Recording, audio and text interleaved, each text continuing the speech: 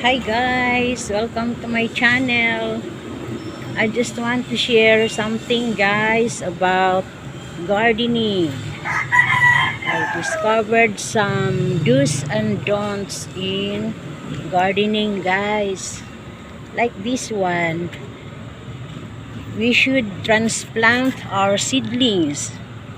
Look guys, these are transplanted pechay and now they are ready for harvest, while the companion seedlings that I haven't transplanted remains to be are still seedlings guys in size. So it's really essential for them to be transplanted so that they will grow like this. I sowed them together, and there are also there are some seedlings here yet not transplanted, and they remain to be in the size of seedlings while the others are now ready for harvest. I have another lesson here guys. We should not plant them along with the big ones like the taro, because they can't grow well. They can't get enough sunlight. Then guys, there's another one. We should not plant them more pieces in a pot so that they can grow like this one. 1, 2, 3, 4 pieces. They can't grow as big as what is planted alone in a container.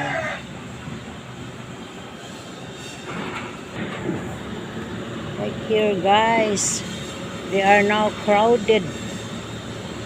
I planted more in a container. Then we should not plant them together with the long ones. I have pechay here also guys.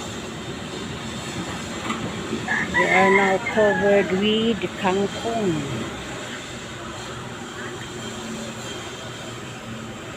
I have another tip guys. Once we transplant the seedlings, we have to cover so that it won't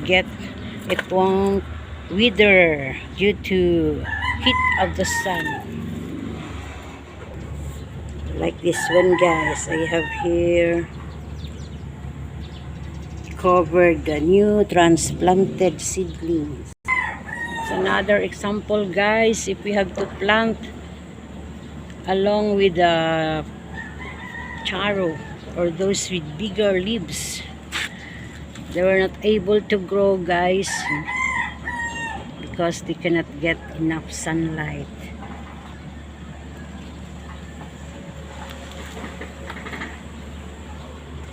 And the plants here are also crowded guys. So next time guys, I will transplant and plant just alone in a container so that they can grow well. That's all guys. I hope I could have shared some tips in gardening guys. Look guys, there are also under the okra and gabi.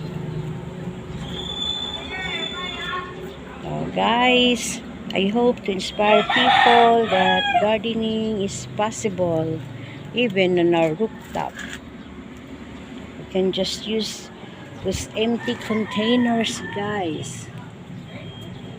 These are the empty gallons of alcohol last pandemic years. Thank you for watching guys. Till next time. I'll keep on planting guys for free food.